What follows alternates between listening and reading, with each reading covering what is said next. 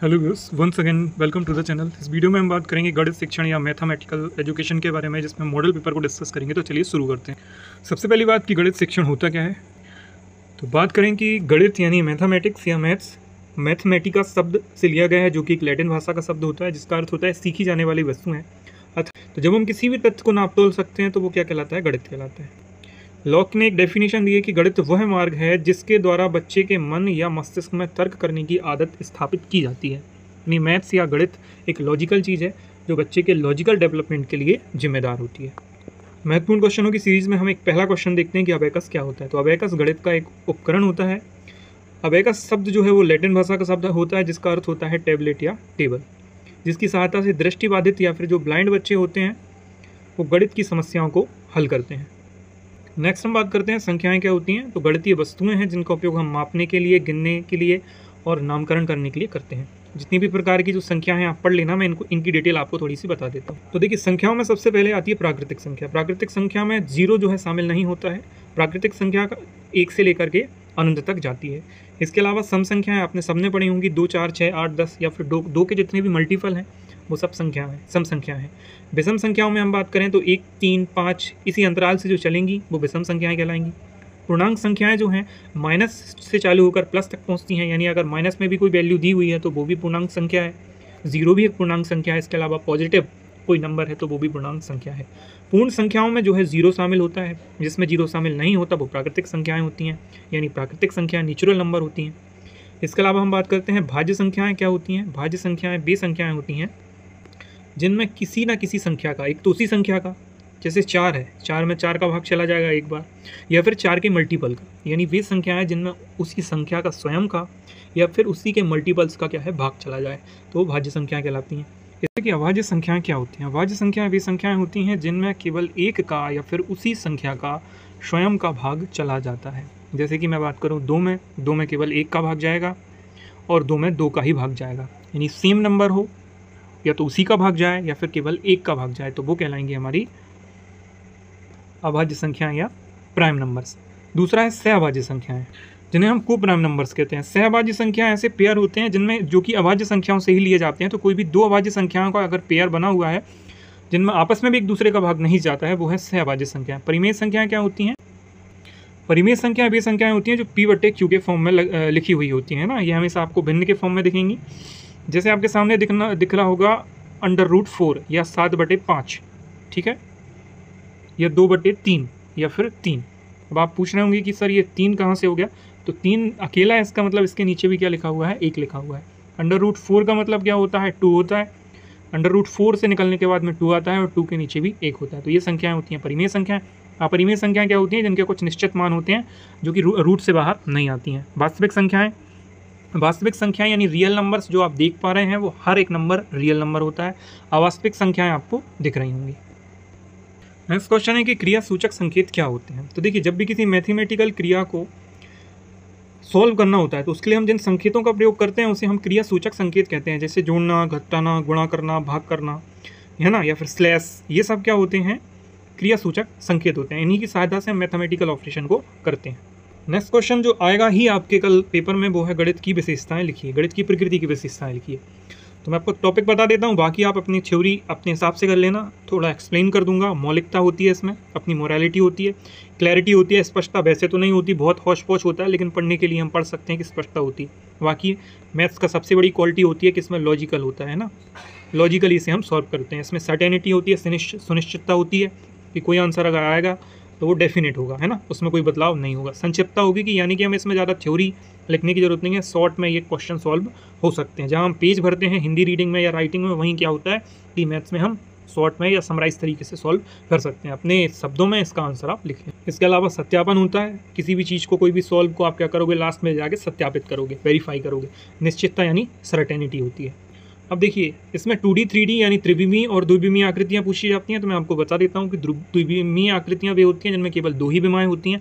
अब विमाएँ क्या होती हैं, विमाओं का मतलब होता है साइड से, जिन्हें हम अगर किन्हीं वस्तुओं को हम केवल 2 साइड से देख सकते हैं, जैसे कि लंबाई हो गया, चौड़ाई हो गया, ठीक है, लंबाई हो गया, चौड़ाई हो गया। अगर कुछ इस तरीके से आकृति निर्मित हो रही है तो वो द्विविमीय है। लेकिन ऐसी आकृतियाँ जिसमें लंबाई, चौड़ाई, ऊंचाई तीनों हो, फिर से सुनना, केवल अगर लंबाई हो, केवल अगर विड्थ हो यानी चौड़ाई हो तो वो क्या कहलाएगी, द्विविमीय आकृति। लेकिन अगर उसमें ऊंचाई यानी हाइट शामिल है तो वो त्रिविमीय आकृतियाँ कहलाती हैं। इनके एग्जाम्पल घन, घनाव, गोला, बेलन, शंकु, ये सब पूछे जाते हैं। इनके कोई भी फॉर्मूला, कोई भी क्वेश्चंस, कोई न्यूमेरिकल आपसे नहीं पूछा जाता है। बाकी अगर बात करें द्विविमीय आकृतियों की तो मैं वीडियो में भी आपको आगे पढ़ा देता हूँ। अब देखिए, द्विविमीय यानी 2D अगर कोई वस्तु रहेगी तो उसका हम एरिया निकलेगा। एरिया का मतलब होता है उसका वो कितना स्थान घेर रही है वो उसका एरिया या क्षेत्रफल कहलाता है। जैसे मैं बात करूँ, ये आयत है क्योंकि इसकी लंबाई ज़्यादा है, चौड़ाई कम है। ये इसकी लंबाई हो गई, ये इसकी चौड़ाई यानी विड्थ हो गई। तो इसका जो क्षेत्रफल निकलेगा कैसे निकलेगा, L इंटू W से, यानी लंबा लेंथ इंटू विड्थ से निकलेगा। लेकिन हमें इसके बारे में नहीं पढ़ना है, सिर्फ मैं आपको बता रहा हूँ इसने जो क्षेत्रफल घेरा यानी जो ये लंबाई और चौड़ाई मिलाकर के इसने जितना भी क्षेत्रफल घेरा है वो उसका क्षेत्रफल कहलाता है। क्षेत्रफल हमेशा 2D वस्तुओं का निकाला जाता है। आयतन की बात करें तो आयतन में लंबाई, चौड़ाई, ऊंचाई सब देखी जाती है, इसलिए जितना भी ये स्थान घेरेगी ये वस्तु वो उसका क्या कहलाएगा, आयतन। अब आयतन किस किस का होगा, गोले का आयतन होगा, इसके अलावा बेलन का आयतन होगा, बेलन ऐसे बनता है। अगर हम बात करें शंकु तो शंकु ऐसे बनता है। इन सब का क्या है, आयतन। आयतन से मतलब कि जितना स्थान वो वस्तु घेरेगी वो आयतन कहलाए। बात करते हैं आगमन विधि की, तो आगमन विधि आपने जो बाकी के सब्जेक्ट्स में पढ़ी विधि वही रहेगी, बस सब्जेक्ट्स बदल जाते हैं। आगमन विधि में हम क्या करते हैं, सबको पता है, प्रत्यक्ष से ये प्रमाण की ओर चलती है, स्थूल से सूक्ष्म की ओर चलती है, विशिष्ट से सामान्य की ओर चलती है। विधि है क्या, विधि में सर्वप्रथम हम क्या है, उदाहरण प्रस्तुत करेंगे, उदाहरण का निरीक्षण करेंगे, उदाहरण के आधार पर हम नियम बनाएंगे, फिर नियम का सत्यापन या सामान्यीकरण करेंगे। सेम टू सेम विधि है, एग्जाम्पल लेते हैं एक ही प्रकार के, उनका उदाहरणों का हम क्या करते हैं, उदाहरण के माध्यम से हम नियम निकालते हैं, फिर नियम का हम सामान्यीकरण या सत्यापन करते हैं। सेम टू सेम विधि है। इस विधि के कुछ गुण हैं, जैसे एक वैज्ञानिक विधि है जिसमें बालकों में नवीन ज्ञान को खोजने का मौका मिलता है, यानी डेवलपमेंट का मौका देती है बालकों को। ज्ञात से अज्ञात की ओर हम जाते हैं, सरलता से कठिनता की ओर चलकर जाते हैं। ठीक है, ये सब इसके गुण हैं। अब इसमें क्या है कि स्टूडेंट जो है टीचर पे डिपेंड नहीं रहता, ये स्वयं से अधिगम करने यानी स्वयं से सीखने के कारण इसको मनोवैज्ञानिक विधि बोला गया है। इसमें बच्चों में जिज्ञासा बनी रहती है। तो ये सब गुण हैं, लेकिन इसका कुछ दोष भी होते हैं, जैसे इसमें समय ज़्यादा लगता है। अब सवाल मैथ्स को सॉल्व करने में समय तो ज़्यादा लगता ही है, अधिक परिश्रम और सूझ की आवश्यकता होती है। एक तरीके से अपूर्ण विधि है क्योंकि खोजेगा नियमों तथा तथ्यों की जाँच के लिए निगमन विधि की जरूरत होती है। जाँच करने के लिए लास्ट में जो स्टेप होती है ना, जाँच या निरीक्षण के लिए, उसमें जो है निगमन विधि की आवश्यकता लगती है। बात कर लेते हैं अब निगमन विधि की। इस विधि में पहले से ही आपको नियम या सूत्र बता दिए जाते हैं। अब इसकी कमजोरी यही है कि नियमों और सूत्र के लिए या तो आपको रट्टा मारना पड़ेगा या फिर आपको अपने टीचर पर डिपेंड होना पड़ता है। इस विधि में करते क्या है, देखिए, नियम से उदाहरण की ओर हम चलते हैं, सामान्य से विशिष्ट की ओर, सूक्ष्म से स्थूल की ओर चलते हैं, प्रमाण से प्रत्यक्ष की ओर चलती है। प्रमाण में क्या रहता है, नियम, उसको हमको प्रत्यक्षीकरण यानी उसका सत्यापन करना रहता है। सरल और सुविधाजनक विधि है, स्मरण शक्ति के विकास में सहायक है क्योंकि इसमें रट्टा मारना पड़ता है। संक्षिप्त और व्यवहारिक है, लेकिन ये अमनोवैज्ञानिक विधि है, याद रखिएगा। बालक इसमें तेजी से सीखता है, ये विशेष प्रतिभा वाले बच्चों के लिए ठीक रहती है। अब इसमें रटने की शक्ति विकसित होती है, यही इसकी कमजोरी है। नेक्स्ट है प्रयोगशाला विधि। प्रयोगशाला विधि के प्रयोग के लिए हमें एक प्रयोगशाला की जरूरत होती है, जिसमें हम समस्याओं को यांत्रिक तरीके यानी मैकेनिकल तरीके से चलते हैं। पाइथागोरस प्रमेय को प्रयोगशाला में सिद्ध करना, ये किसका उदाहरण हो गया। जैसे पाइथागोरस प्रमेय आपने सबने पढ़ा होगा, उसको हमने लेबोरेटरी में या प्रयोगशाला में सिद्ध किया होगा, तो ये प्रयोगशाला विधि है। इसके गुण क्या है देख लेते हैं। रुचिकर विधि है, इंटरेस्टिंग है। स्थायी अधिगम का स्रोत मानी, अधिगम का मतलब सीखना। अब जो भी आप सीखोगे वो आप स्थायी रहेगा, परमानेंट रहेगा। इसमें आपकी तर्क क्षमता विकसित होती है। एक क्रिएटिव यानी रचनात्मक विधि है। कुछ कमजोरियाँ इसकी भी होंगी, जैसे खर्चीली विधि है, समय ज़्यादा लगता है, और एक्सपेंसिव भी है यानी महंगी भी है, पैसे खर्च होते हैं क्योंकि आप लेबोरेटरी में यूज़ करोगे तो इंस्ट्रूमेंट लगेंगे। कम संख्या वाली कक्षा के लिए उपयोग में लाई जा सकती है। बहुत सारे स्टूडेंट हैं तो सबको आप प्रैक्टिकल नहीं करवा सकते। छोटे उम्र के बच्चों में रुचि उत्पन्न नहीं कर पाती, उन्हें बोरियत फील होती है। नेक्स्ट होती है, किसी समस्या का समाधान या हल प्राप्त करने के लिए क्रमबद्ध तरीके से किसी सामान्य विधि या तदर्भ विधि का प्रयोग करना पड़ता है। ये समस्या समाधान विधि है। इसमें समस्या का समाधान या हल प्राप्त करने के लिए हम सिस्टमेटिकली चलते हैं। ठीक है, समस्या समाधान अधिगम के अंतर्गत जीवन में आने वाली नवीन समस्याओं के तरीकों का हल निकालना इसमें संभव होता है। ये सब थ्योरी है, बस आपको रट्टा मानना है, समझना है, लिख दें। क्वेश्चन है, अभाज्य संख्याएं कैसे कहते हैं। मैंने आपको बताया कि वे संख्याएं जो या तो केवल एक से विभाजित हों या स्वयं से विभाजित। इसमें जितनी भी संख्याएं दिख रही हैं ये सब की सब एक से चली जाएँ, क्योंकि एक से हर संख्या में भाग चला जाता है। और ये वे संख्याएं जिनमें खुद का ही भाग जा सकता है, ये स्वयं से डिविजिबल हैं और किसी से नहीं। अब आपके सिलेबस में अभाज्य गुणनखंड शामिल हैं। अभाज्य गुणनखंड क्या होते हैं मैं आपको बता देता हूँ। जैसे कि मान लो कि मैंने लिखा 600 एक संख्या है, पूछा जाता है कि इसके अभाज्य गुणनखंड लिखिए। अभाज्य गुणनखंड का मतलब है ऐसी संख्याएं हमें लिखनी रहती हैं जिससे इसमें भाग चला जाए। ठीक है, तो मैं आपको समझा देता हूँ। 601 संख्या है। सबसे पहले अभाज्य गुणनखंड में हम वो छोटी से छोटी संख्या लेते हैं जिससे इसमें हम भाग दे दें। हमने सबसे पहले 2 लिया, 2 से 3 बार हम इसमें भाग देंगे और 0 सेम आ जाएगा, यानी हमने उसी तरीके से हम एक संख्या ऐसी लेंगे जिससे इसमें फिर भाग चला जाए तो वो संख्या फिर 2 हो गई, ठीक है। फिर हमने इसमें भाग दिया तो 2 से 75 बार चला जाएगा। अब 75 में किस संख्या का भाग जाएगा? 76 में हम 5 का भाग देंगे, 25 बार जाएगा। फिर हम 5 का भाग देंगे, फिर 5 बार जाएगा। फिर हम यहाँ पे 1 लिख देंगे। तो ये जो इसके निकल के आए ना, जैसे 2 है 2 है 2, फिर 5 फिर 5 फिर 5, ये इसके क्या है? गुणनखंड है। तो गुणनखंड विधि आपने बचपन में सबने पढ़ी होगी, तो यह है गुणनखंड। बाकी क्वेश्चन आता है कि मूल्यांकन के प्रकार लिखिए। मूल्यांकन क्या होता है आप सबको पता होगा। पहला होता है निर्माणात्मक यानी रचनात्मक, दूसरा योगात्मक, तीसरा निदानात्मक। ये सब वही मूल्यांकन है जो आपने अपनी हिंदी की कक्षा में पढ़े होंगे। थोड़ी सी थ्योरी देख लेते हैं। क्या होता है कि बच्चों की लगातार प्रतिपुष्टि के लिए निर्माणात्मक मूल्यांकन जरूरी होता है। पुष्टि करने के लिए मतलब उनको चेक करने के लिए कितना सीख रहे हैं। निर्माणात्मक मूल्यांकन के अध्यापक पढ़ाते समय यह जांच करते हैं कि बच्चे ने अनुभूतियाँ, अभिव्यक्तियाँ और ज्ञान को कितना ग्रहण किया। सेम टू सेम है, थ्योरी भी आपको वही लिखनी है, प्रोसेस भी वही है, कोई अंतर नहीं। पढ़ाने के बाद बच्चों से चेक करते हैं कि बच्चों ने कितना सीखा है। उस हिसाब से फिर वो सॉल्यूशन या विधियाँ तय करते हैं कि अब इनको कौन सी विधि से पढ़ाया जाए ताकि ये अच्छे से सीख सकें। उसके अलावा आती है दूसरी समेटिव या औपचारात्मक मूल्यांकन, या ठीक है, इसको हम योगात्मक मूल्यांकन भी कहते हैं। अब इसमें क्या होता है कि एग्ज़ाम्स होते हैं हर साल में, केवल 2 बार सितंबर और मार्च में ये होता है। इसको हम उपलब्धि परीक्षण भी कहते हैं, यानी साल भर में बच्चे ने क्या सीखा।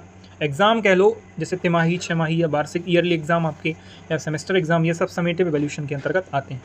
यह उपचारात्मक और निदानात्मक दोनों नहीं है। इसमें निदान या उपचार नहीं दिए जाते, ये तो रिजल्ट आने की बात होती है। आप जब एग्ज़ाम देने जाओगे, आप अभी DED की एग्ज़ाम दे रहे हैं, तो इसमें आपको कोई गलती होने के बाद में आपसे कोई आपको सुधारेगा नहीं, उसका निदान या उपाय नहीं देगा, डायरेक्ट आपका रिजल्ट आएगा। निदानात्मक मूल्यांकन वो होता है कि जहाँ बच्चे असफल रहते हैं तो उन्हें असफलता का कारण ढूंढा जाता है, उस हिसाब से उन्हें अध्ययन कराया जाता है। ये सब बातें हैं। गणित शिक्षण के लिए कौन कौन सी समस्याएं हो सकती हैं देख लेते हैं। प्राथमिक स्तर पर छात्रों की गणितीय नींव का कमज़ोर होना, ये एक समस्या है। शुरुआत में बच्चे गणित को डर से लेते हैं, डर की तरह। गणित शिक्षण की विधियाँ भी हैं, कठिन विधियाँ हैं, बहुत समस्याएं इनमें जाती हैं। कई बार शिक्षक का व्यवहार जो है गलत रहता है, अप्रोप्रिएट नहीं रह पाता। छात्रों का शारीरिक स्वास्थ्य और मानसिक स्वास्थ्य, दूसरी चीज़ें ध्यान नहीं रहता उनका। क्लास में जो शोर होता है या डिसइंटरेस्ट के कारण उनका पढ़ाई में मन नहीं लगता। गणित शिक्षण का जो समय है उसमें ज़्यादा समय लगता है, टाइम टेकिंग प्रोसेस होती है, इस कारण भी हम गणित सीख नहीं पाते। अध्यापक का विषय के प्रति ज्ञान ना होना, हो सकता है जो मैथ टीचर है उसको खुद को ज़्यादा नॉलेज ना हो। तो ये सब बातें हैं जो गणित में दिक्कत है। अब देखिए, आगमन निगमन विधि में अंतर देखते हैं। आगमन विधि में उदाहरण तथ्यों के आधार पर निष्कर्ष निकाले जाते हैं, जबकि इसमें पहले से निर्धारित नियमों को उदाहरण द्वारा सत्यापित करते हैं। ये विशिष्ट से सामान्य की ओर है, सामान्य से विशिष्ट की ओर निगमन विधि। ये काफ़ी सुस्त विधि है। और निगमन विधि में क्या है, समय कम लगता है, पाठ्यक्रम कभी पूरा नहीं हो पाता किसमें, आगमन विधि में, क्योंकि ये सुस्त विधि है। इसके अलावा हम बात करें कि कम समय लेने वाली विधि कौन सी है, निगमन विधि है, लेकिन यह अमानवैज्ञानिक विधि है। छोटे बालकों के लिए आगमन विधि बेहतर है और उच्च माध्यमिक स्तर या बड़े स्तर के बालकों के लिए निगमन विधि बेहतरीन है। आगमन विधि में बच्चों का बेसिक ज्ञान डेवलप होता है, जबकि ये चूँकि नियम इसमें पहले रटाए जाते हैं तो रटने की प्रवृत्ति पड़ जाती है। इसमें बच्चे एक्टिव ज़्यादा रहते हैं, जबकि इसमें चूँकि नियम और सिद्धांत हमें शिक्षक देता है निगमन विधि में, तो इसमें क्या है, शिक्षण ज़्यादा एक्टिव रहते हैं। ये दूसरों पर डिपेंड होने वाली विधि है, कौन सी, निगमन विधि, लेकिन ये क्या है, स्वयं की खोज को बताती है। ये रोचक, इंटरेस्टिंग और लॉजिकल है, ये बोरिंग और रटने वाली विधि है। ये अंतर हो गए। देखिए, गणित शिक्षण के सिद्धांत पूछे जाते हैं, तो गणित शिक्षण के सिद्धांत में मैं आपको टॉपिक बता रहा हूँ, थ्योरी आप अपने मन से लिख देना, डरने की आवश्यकता नहीं है। जैसे उद्देश्य निर्धारण का सिद्धांत, सबसे पहले आप ऑब्जेक्ट तैयार करोगे, आपको किस चीज़ के बारे में पढ़ना है, एक्सप्लेन करना है। दूसरा है क्रियाशीलता या करके सीखने का सिद्धांत। तीसरा है रुचि का सिद्धांत, इंटरेस्ट का सिद्धांत। जीवन की वास्तविकता से संबंध करने का सिद्धांत। चयन का सिद्धांत, अभ्यास का सिद्धांत। पढ़कर ही आपको बहुत कुछ चीज़ें क्लियर हो गई होंगी, इसलिए थ्योरी आप अपने इनको मन से लिखिए। नेक्स्ट क्वेश्चन है कि भिन्न के प्रकार लिखिए। संक्षिप्त भिन्न, इनके मैं आपको नाम बता देता हूँ। जैसे संक्षिप्त भिन्न है, इसमें क्या रहता है कि अंश और हर अभाज्य हों, अर्थात भिन्न के अंश हर को एक के अलावा किसी और संख्या से भाग ना दिया जा सके। जैसे मैंने आपको अभाज्य संख्याएं बताई जिनमें किसी संख्या का भाग नहीं जाता, उसी संख्या का जाएगा या फिर एक का जाएगा। तो जब ये परिमेय संख्या यानी P/Q के फॉर्म में होती हैं तो ये संक्षिप्त भिन्न कहलाती हैं। दूसरा है उचित भिन्न। उचित भिन्न में हमेशा क्या रहेगा कि हर जो है यानी नीचे की संख्या ऊपर की संख्या से हमेशा बड़ी रहेगी। अनुचित भिन्न इसके अपोजिट होती है, जिसमें अंश हर से बड़ा होता है। नेक्स्ट है मिश्रित भिन्न। मिश्रित भिन्न में क्या होता है कि जब अंश जो है हर से बड़ा होता है तो हम इसी संख्या का इसी में भाग दे देते हैं। जैसे 9/7 एक संख्या है, मैंने 7 को भाग दिया 9 में, तो एक बार जाएगा। अब जितना बचेगा यानी 2 बचेगा तो मैं उसको ऐसे लिख दूंगा, और जिससे मैंने भाग दिया है उसको मैं नीचे लिख दूंगा। तो ये मिश्र भिन्न है, पूर्णांक और भिन्न संख्या से मिलकर बनी होती है। बाकी दशमलव भिन्न है, वो हैं जिनके नीचे हर में 100, 10, 1000 लिखा हो, वो क्या है, दशमलव भिन्न रहती हैं। यानी किसी भी संख्या में अगर नीचे 10, 100, 1000 दिया होगा तो वो क्या कहलाएगी, दशमलव भिन्न। लेकिन इसको ऐसे नहीं पहचानेंगे, कई बार क्या है इस तरीके से भी ये लिखी रहती हैं। अब जैसे 0.7 लिखा हुआ है, मैंने इस पॉइंट को हटाया तो नीचे 10 आ गया, तो ये एक दशमलव संख्या बन गई। एक प्रकार होता है इसका सतत भिन्न। सतत भिन्न इस तरीके से रहती है जैसे आपको फॉर्मेट में दिख रही होगी। सतत भिन्न क्या होती है, एक बार मैं आपको समझा देता हूँ। जैसे मैंने लिखा 2 + 3/4 + 7/9, इस तरीके से ये सीरीज़ बढ़ती चली जाती है। ये हमेशा नीचे से ऊपर की ओर सॉल्व होती है। तो ये भिन्न के प्रकार मैंने आपको बता दिए, सतत भिन्न, दशमलव भिन्न, मिश्र भिन्न, अनुचित भिन्न, उचित भिन्न और संक्षिप्त भिन्न। द्विविमीय त्रिविमीय आकृतियों के बारे में मैंने आपको बताया कि 2D आकृतियाँ वे होती हैं जो XY अक्ष पर होती हैं। XY अक्ष का मतलब केवल 2 विमाओं पर होती हैं, जबकि अगर 3 विमाओं पर हैं तो XYZ विमाएँ हो गई, वो 3D आकृतियाँ हो जाती हैं। ये केवल क्षेत्रफल को घेरती हैं, ये क्षेत्रफल और आयतन दोनों को घेरती हैं। प्रत्येक किनारा इनका स्पष्ट दिखता है। इनके बाहरी आयामों की व्याख्या हम नहीं कर पाते, केवल इनके आंतरिक आयामों की व्याख्या कर पाते हैं। 2D बहुत बुनियादी है, इसको बनाना आसान होता है, 3D को बनाने में दिक्कत होती है। कुछ उदाहरण भी हम इसके देख लेते हैं। जैसे 2D आकृति के उदाहरण है वर्ग। वर्ग ऐसे बनता है जिसकी चारों भुजाएं बराबर होती हैं, ठीक है। इसके अलावा आयत है जिसकी लंबाई ज़्यादा होती है, चौड़ाई कम होती है, ये भी क्या है, एक 2D आकृति है। अब जैसे त्रिभुज है या फिर त्रिकोण है जिसकी 3 भुजाएं हों, वो भी एक 2D आकृति है। इसके अलावा वृत्त ऐसे बनता है जैसे आपकी चूड़ी हो गई। ये सब किसके उदाहरण हैं, वृत्त के। वर्ग मैंने आपको बता दिया, आयत बता दिया है। इसके अलावा जितने भी प्रकार के चतुर्भुज होते हैं, चाहे वो समांतर चतुर्भुज हो, समलंब चतुर्भुज हो, आयत हो, वर्ग हो, पतंग हो, ये सब क्या हैं, ये सब जो हैं 2D आकृतियाँ हैं। अब हम बात 3D आकृतियों की करते हैं। जैसे 3D आकृतियाँ क्या हैं, जो 3 विमाओं को घेरती हैं। जैसे घन हो गया, इसमें 6 फलक, 8 शीर्ष, 12 किनारे होते हैं। इसके अलावा घनाओं की बात करें, आपकी माचिस की डिब्बी, ये एक त्रिविमीय आकृतियाँ है। शंकु मैंने आपको भी बताया, बेलन, गोला, ये सब, इनको आपको ज़्यादा डिटेल में नहीं पढ़ना, बस आपको उदाहरण के लिए इनको याद करना है। अब क्वेश्चन पूछा जाता है कि चतुर्भुज के कितने प्रकार हैं। तो चतुर्भुज जो हैं वो लगभग 6 प्रकार के होते हैं टोटल, जिनके आंतरिक कोणों का योग 380 अंश होता है। आंतरिक कोण क्या होते हैं, जैसे कि एक आकृति बनी हुई है, इनके अंदर के कोण जो हैं ये आंतरिक कोण कहलाते हैं। इनका योग जो है वो 360 डिग्री होता है, क्योंकि देखा जाए तो ये 90 डिग्री है, ये भी 90 डिग्री है, ये भी और ये भी। तो 90 डिग्री × 4 अगर हम करें तो 360, लेकिन सब में ऐसा नहीं होता है। ये एक आइडियोलॉजिकली मान लिया जाता है कि सभी चतुर्भुजों का आंतरिक कोणों का योग 360 डिग्री होता है। समांतर चतुर्भुज क्या होता है, समांतर चतुर्भुज कुछ इस तरीके से बनता है जैसे मैं आपको बता रहा हूँ, ठीक है। ये समांतर चतुर्भुज है। बाकी आपको इनके बारे में कुछ नहीं पढ़ना डिटेल, बस आपको आकृति और प्रकार और नाम याद होना चाहिए। समलंब चतुर्भुज ये आपकी स्क्रीन के सामने दिख रहा होगा, जिसकी जो आमने सामने की भुजाएं ये पैरेलल यानी समानांतर होती हैं और आकृति कुछ इस प्रकार से बनती है। इसके अलावा आयत, ये भी एक प्रकार का चतुर्भुज है जिसकी आम लंबाई और चौड़ाई जो है अलग अलग होती है, ठीक है। वर्ग भी चतुर्भुज का उदाहरण जिसकी चारों भुजाएं बराबर होती हैं। ये पतंग है, पतंग आप सब लोगों ने देखी होगी, कुछ इस तरीके से बनती है, ठीक है। ये भी एक चतुर्भुज का प्रकार है। समचतुर्भुज में चारों भुजाएं क्या होती हैं, बराबर होती हैं, ये समचतुर्भुज है। इसके अलावा आपसे क्वेश्चन पूछा जाता है कि प्राथमिक स्तर पर घटाने की प्रक्रिया, भाग देने की, गुणा करने की, जोड़ने की, इन सब प्रक्रियाओं में त्रुटियां जो आती हैं, जो छोटे बच्चे गलतियां करते हैं, उनमें आपको बताना है। तो आप गलतियां कैसे कर सकते हैं, जैसे एक उदाहरण है कि ये किसी बच्चे ने घटाया, 8 में से 5 3 घटाए, 7 में से 3 4 घटाए, 2 में से 1, ये इसने सही घटा लिया। मैं यहाँ पर क्या है, बच्चे को कैरी करना पड़ेगा, क्योंकि 2 छोटी संख्या है, 6 बड़ी है, तो 2 की जगह वो क्या लेगा, 2 को 12 समझेगा। जैसे आप घटाते हो एज यूजुअल वैसे ही। तो 12 में से 6 गए 6, अब यहाँ एक कैरी करना पड़ेगा, तो 5 में से 5 गए 0, यहाँ तक भी ठीक है, और 3 में से 1 गए 2, यहाँ तक भी ठीक है। इस वाली स्थिति में हम देखते हैं कि अगर उसने 6 को कैरी किया, 6 छोटी संख्या है, उसने 16 माना, उसमें से 9 घटाया तो 7 आया। यहाँ उसने एक कैरी किया, लेकिन उसको चूँकि उसको यहाँ घटाना नहीं आया, क्योंकि उसने पहले कभी पढ़ा ही नहीं होगा कि 0 को मुझे 10 मानना पड़ेगा, इसलिए उसने एज इट इज़ यहाँ 0 के 0 रख दिया। तो ये सब जो गलतियाँ हैं, आपको बस छोटे से एग्जाम्पल लिखना है और उसको नीचे थ्योरी में एक्सप्लेन करना है। इसी तरीके से अगर भिन्न में जोड़ना घटाना आता है तो वो लिख देना। जैसे आपने भिन्न जोड़ना पढ़ा होगा, भिन्न जोड़ने के लिए हम कभी भी डायरेक्ट नहीं जोड़ते हैं। भिन्न को जब भी हम जोड़ना रहता है तो नीचे हम एलसीएम लेते हैं। जैसे 7 और 5 का एलसीएम 35 आ गया, तब इस 5 का भाग हम 35 में देंगे तो हमें 7 मिलेगा, और 7 का गुणा इस 3 में करेंगे तो 21 आएगा। तो इस एलसीएम मेथड से क्या हम सॉल्व करेंगे, लेकिन बच्चे ने क्या है, इसमें सीधा जोड़ दिया। तो ये छोटे बच्चे ये गलतियाँ करते हैं जब तक। अब जैसे जोड़ने की बात करते हैं, 7 और 3 10 हो गया, यहाँ हाथ की लाई 1 आई, लेकिन उसने 3 और 1 4 जोड़ दिया डायरेक्ट। यहाँ पर उसने क्या, उसको हासिल लेना और हासिल लेकर के जोड़ना नहीं आता। तो ये गलतियाँ जो है आमतौर पर छोटे बच्चे करते हैं। यही सब आपको थ्योरी में लिखना रहता है। इसके अलावा जैसे क्वेश्चन होते हैं, वार्षिक योजना क्या है, इसका वर्णन कीजिए। हिंदी में आपने पढ़ा होगा कि भाई ईयरली प्लान। क्वेश्चन आता है कि गणित शिक्षण के प्रमुख उद्देश्य लिखिए। तो ये सब आपको पता है, मैंने आपको बता भी दिए हैं। आप अपने स्वाभाविकता का यूज़ करके इनको। ठीक है, इसके अलावा क्वेश्चन आते हैं कि गणित शिक्षण में शिक्षण सामग्रियाँ लिखी है, तो आपको दिख रहे होंगे 3D मॉडल, पहेलियाँ, chart table, audio visual materials या एड्स, ये सब आपने पढ़े होंगे।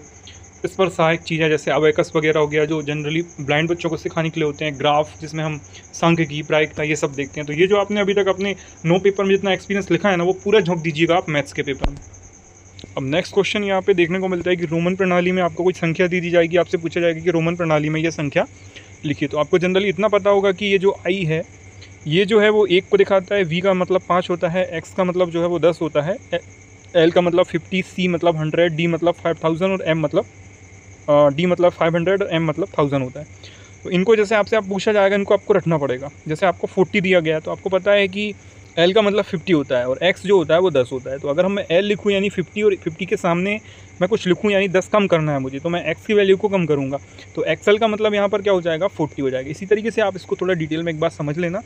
बाकी मैंने आपको टेबल दे दी है, ये कुछ उनके रूल्स हैं। अब चूँकि टाइम बहुत कम है, अगर आपने पढ़ा होगा तो ठीक है, नहीं तो आप स्किप भी कर सकते हैं। इसके अलावा अभिलेख से रिलेटेड क्वेश्चन पूछा जाता है कि संचित अभिलेख क्या है। तो किसी विद्यार्थी के बारे में कई वर्षों तक लाभदायक या विश्वसनीय सूचना एकत्रित करने की व्यवस्था होती है संचित अभिलेख, ताकि स्कूल छोड़ते समय उसकी शैक्षिक व्यावसायिक प्रगति की समस्याओं या अचीवमेंट्स को उसमें क्या है डिस्क्राइब किया जा सके। तो ये अभिलेख होते हैं। इसके अलावा संचित अभिलेख में विद्यार्थी के जीवन से जुड़ी प्रत्येक जानकारी आंकड़े लिखे होते हैं। प्राथमिक स्कूल में प्रवेश के साथ ही बच्चे का संचित अभिलेख लिखना शुरू हो जाता है। जब वो प्राइमरी लेवल में एडमिशन लेता है तभी से उसका ये जो अभिलेख लिखना शुरू हो जाता है। उसमें उसकी शारीरिक, मानसिक, चारित्रिक सभी जानकारियाँ शामिल होती हैं। बच्चों की विशेषताएं, विकास, कमियां, उपलब्धियां, इनकी पूरी तस्वीरों का वर्णन उसमें होता है। अब ये टाइप इसके कितने होते हैं, जैसे एकल पत्र अभिलेख हो गया, पैकेट या परत अभिलेख हो गया, संचित फोल्डर टाइप हो गए। तो जैसे एकल अभिलेख अगर दिया जाएगा ना, तो उसमें केवल एक ही पत्र यानी एक पत्र की एक ही साइड में क्या है डेटा जो है वो लिखा होगा। मतलब एक आपका पेपर होगा जिसमें आपके दोनों तरफ क्या है लिखा रहता है इन्फॉर्मेशन उससे रिलेटेड। इसके अलावा पैकेट में क्या होंगे, कई रंगीन कार्ड्स होते हैं जिसमें जांचने वाले को आसानी होती है। इसके अलावा संचित या फोल्डर टाइप में कई पृष्ठ होते हैं, खाने होते हैं, जो विद्यार्थी की बढ़त के साथ यानी उसकी नेक्स्ट क्लास में अचीवमेंट के साथ उसमें क्या है डेटा बढ़ते चला जाता है। इसके अलावा पूछा जाता है कि अवतल, उत्तल, चतुर्भुज क्या होते हैं। ये क्वेश्चन आया हुआ क्वेश्चन है। तो देखिए, अवतल चतुर्भुज 4 भुजाओं का एक बहुभुज होता है जिसमें चारों आंतरिक कोण होते हैं, 4 आंतरिक कोण होते हैं जिसमें से प्रत्येक की माप 180 डिग्री से कम होती है। जबकि अवतल चतुर्भुज में 4 में से एक आंतरिक कोण जो है वो 180 डिग्री से अधिक होता है। अब उत्तल चतुर्भुज के उदाहरण क्या हैं, जैसे आयत, वर्ग, समांतर चतुर्भुज, समचतुर्भुज, पतंग, समलंब, ये क्या है, सब उत्तल चतुर्भुज हैं। लेकिन अवतल चतुर्भुज क्या है, जिसमें से एक आंतरिक कोण की माप क्या होती है, 180 डिग्री से ज़्यादा होती है, जैसे मैंने आपको बताया। अब ये जो होता है सीधी लाइन ये 180 डिग्री की होती है। अगर इससे ज़्यादा जा रहा है तो 180 डिग्री से क्या होता है, 180 डिग्री से अधिक होता है। अब आपको पता है कि इसमें 4 भुजाएं यानी ये चतुर्भुज तो है, लेकिन इसमें एक भुजा जो है 180 डिग्री से ज़्यादा है। तो ये क्या हो गया, कौन सा, अवतल चतुर्भुज हो गया। बाकी उत्तल चतुर्भुज अगर हम पढ़ें तो सभी भुजाएं, जैसे कि ये हो गया हमारा ये चतुर्भुज, इसमें सभी 180 डिग्री से कम हैं। इसके अलावा मैं आपको समलंब चतुर्भुज बताऊं, समलंब चतुर्भुज में भी आप देखें 180 डिग्री से कम है। लेकिन अवतल चतुर्भुज में क्या होता है कि एक भुजा, एक आंतरिक जो कोण है वो 180 डिग्री से क्या है ज़्यादा होता है। इस तरीके के क्वेश्चन आपके एग्जाम में पूछे जाते हैं। जैसे भाग की अवधारणा विकसित करने के लिए गतिविधि लिखिए। तो गतिविधि में आप लिख सकते हैं कि जैसे कि मान लीजिए कि 24 चॉकलेट हैं, आपको एक समूह में छात्रों को बांटनी है और प्रत्येक छात्र के हिस्से में 3-3 चॉकलेट आनी चाहिए। तो आप इसको डिवाइड करके 24 में 8 का भाग दे करके, या तो आप 3-3 क्या चॉकलेट उनमें डिवाइड कर सकते हैं, या फिर आप उसके 8 समूह बना सकते हैं। कुछ इस तरीके से कॉमन सेंस वाली एक्टिविटी जो है आप अपने सिलेबस से पढ़ करके लिख सकते हैं अपने एग्जाम में। जैसे पूछा गया कि गुणा की अवधारणा विकसित करने के लिए कोई गतिविधि बताइए। अब जैसे मैंने लिखा है कि यहाँ पे 3 लिफाफे हैं, हर लिफाफे में 4 कंचे हैं। अगर एक लिफाफे में कंचों की संख्या 4 है तो 2 मरतबा मैं देखूँ तो 8 हुए और 3 मरतबा मैं देखूँ तो 12 हुए। तो ये क्या है, गुणा का एक क्या हो गया, एग्जाम्पल हो गया। तो इस तरीके के छोटे छोटे और कॉमन सेंस भरे क्वेश्चन हमें बनाने होते हैं एग्जाम में। अब एक क्वेश्चन पूछा जाता है सममित रेखा क्या है या सममित आकृति क्या है। तो यदि एक रेखा खींची जाए तो और वो रेखा अगर आकृति को 2 बराबर भागों में बांटे तो वो सममित रेखा है, और खींची गई आकृति सममित आकृति है। जैसे ये एक क्या है, वर्ग है। अब मेरे को पता है कि मैं अगर इसको डायगनली एक रेखा खींचूंगा तो ये 2 हिस्सों में बराबर बांट जाएगा। तो ये सममित आकृति हो गई और रेखा खींची गई सममित रेखा हो गई। अगर मैं गोले को 2 भागों में बांटूँ तो सममित गोला बन जाएगा, त्रिभुज को बांटूँ तो 2 बराबर हिस्से हो जाएंगे। तो ये सममित रेखा या सममित आकृतियाँ कहलाती हैं। इसके अलावा जो क्वेश्चंस करने हैं, अब समय की कमी के कारण मैं आपको केवल क्वेश्चंस बता देता हूँ, इसलिए मैं PDF या मैटर भी डाल दूंगा, तो आप उससे डिटेल में एक बार पढ़ लेना। जैसे कि गणित के पाठ्यपुस्तक विकास हेतु कोई मार्गदर्शी सिद्धांत के नाम, श्रव्य दृश्य सामग्रियाँ क्या होती हैं, गणित शिक्षण की विधियाँ जैसे आगमन निगमन विधि हो गया, संख्या की रोमन प्रणाली, अभी मैंने थोड़ा ओवरव्यू आपको दिया है, स्थानीय मान की समझ विकसित करने के लिए 2 शिक्षण अधिगम सामग्रियाँ, रचनात्मक आकलन, आप सभी प्रकार के आकलन कर लेना, सीखने सिखाने की प्रक्रिया में सीखने के संकेतक का क्या महत्व है, जैसे गुणा भाग जोड़ना, ये संकेतक हो जाते हैं। गणित शिक्षण में संवादमूलक तरीका क्या है। गणित शिक्षण के लिए सामान्यीकरण विशिष्टीकरण विधियों में अंतर लिखिए। प्राथमिक स्तर पर घटाने की संक्रिया की जाने वाली त्रुटियां लिखिए। मैंने आपको बताया कि जोड़ते, घटाते, भाग देते समय हम क्या गलतियां करते हैं। सममित रेखा क्या होती है, 2D आकृतियाँ, उत्तल अवतल चतुर्भुज, संख्याओं के पैटर्न क्या हैं, ज्योमेट्री आकृतियाँ क्या हैं, ये मैंने आपको बता दी हैं। बाकी भिन्न की अवधारणा बता दी मैंने। गणित शिक्षण में कुछ अधिगम सामग्रियाँ कौन कौन सी है, जैसे ऑडियो विजुअल मटेरियल हो गए हैं, जो भी हमें ज़रूरत पड़ती है गणित पढ़ने में, तो उनका आप बता देना। गणित प्रयोगशाला क्या है, गणित शिक्षण में मूल्यांकन का क्या महत्व है, गणित शिक्षण हेतु शिक्षण सिद्धांतों का वर्णन कीजिए, भुजों के प्रकार लिखिए, 2D 3D आकृतियाँ क्या हैं, भिन्न कितनी प्रकार की होती हैं, गणित में इकाई योजना का कितने प्रकार हैं, क्या महत्व है। इसके अलावा गुणा की अवधारणा, जोड़ने की अवधारणा विकसित करने के लिए गतिविधि, स्थानीय मान क्या है, विषम संख्याएं, सम संख्याएं क्या हैं। जितना हो सकता था मैंने आपको कवर करा दिया है। बाकी बहुत ज़्यादा डरने की आवश्यकता नहीं है, बहुत कॉमन सेंस भरे क्वेश्चन आते हैं। बाकी हो सकेगा तो मैं एक डिटेल वीडियो और डाल दूंगा, अगर नहीं आ पाए तो आप डेटा में से, PDFs में से ये सब पढ़ लीजिएगा। Thanks for watching this video.